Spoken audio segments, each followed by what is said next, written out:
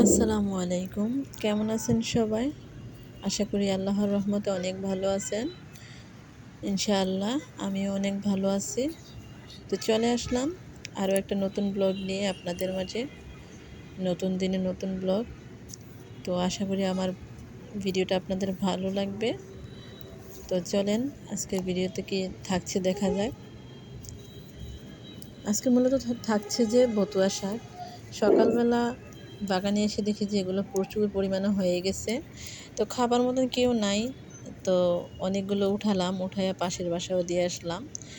তো এগুলো আমি ভাজি করব আজকে সিম দিয়ে আলু দিয়ে। তো এগুলো তুলতেছি আর অনেক বেশি ভালো লাগতেছে। তো চলেন এগুলো উঠাইয়া রান্না করব, আপনাদের সাথে শেয়ার করব।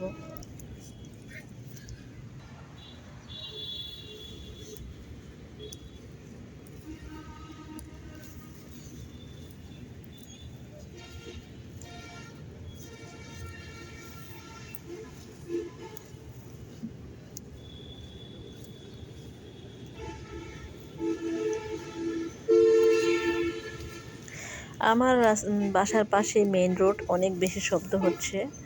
তো কেউ কিছু মনে করবেন না, একটু স্কিপ করবেন, আর কিছু করার ছিল না।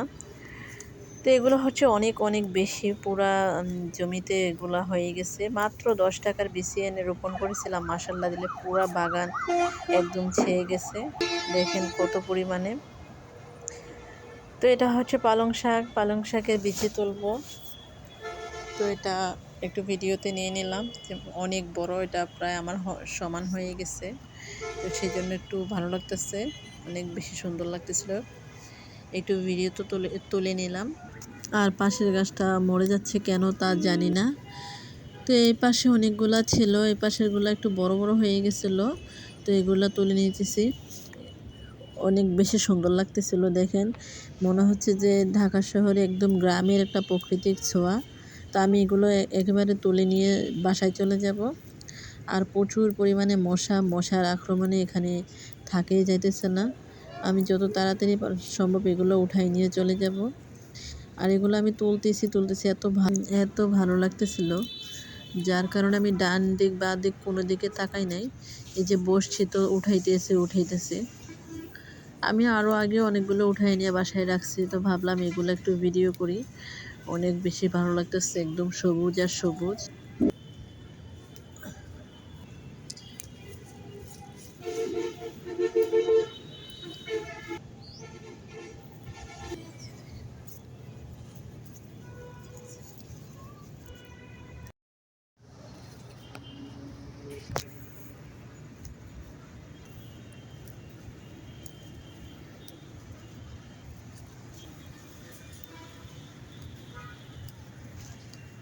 আর এই পাশটা তো অনেক বেশি, মানে পুরা বাগানে এইগুলা অনেক বেশি ছোপা হয়ে আছে।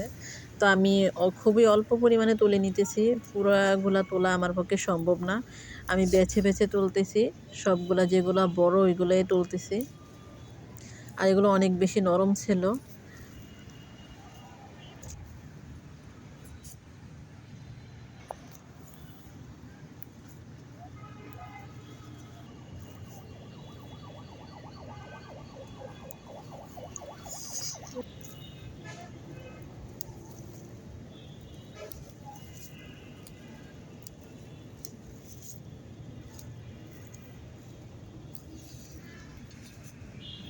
তো আমার শাকগুলা তোলা প্রায় শেষ, এখন আমি আর তুলব না।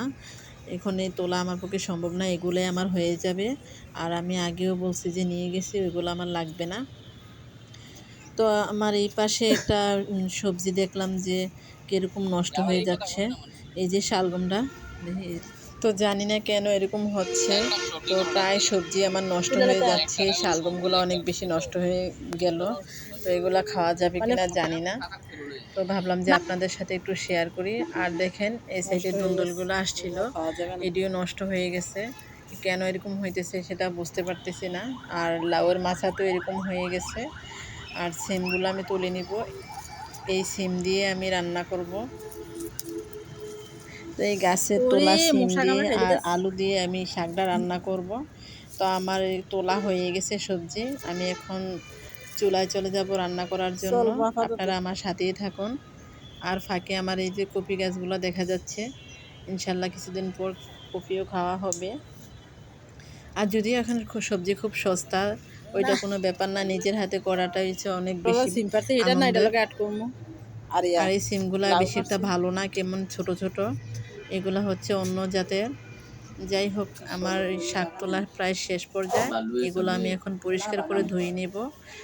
আর এই পর্যায়ে আমি পুরো ভিডিও লং হয়ে যাবে, সেই জন্য আমি এগুলো অফ ক্যামেরায় ধুয়ে নেব।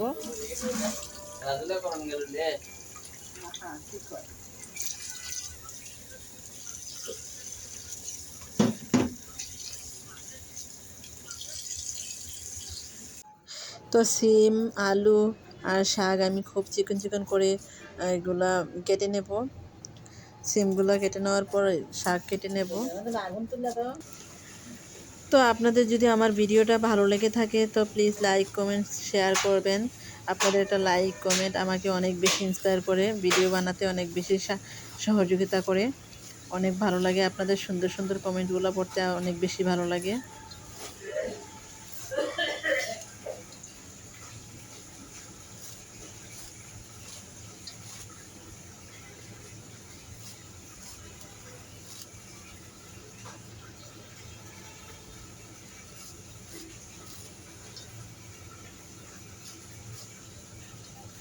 তো সবাই ভালো থাকবেন, সুস্থ থাকবেন। আর ভিডিওটা বড় করলাম না। আল্লাহ হাফেজ, আসসালামু আলাইকুম।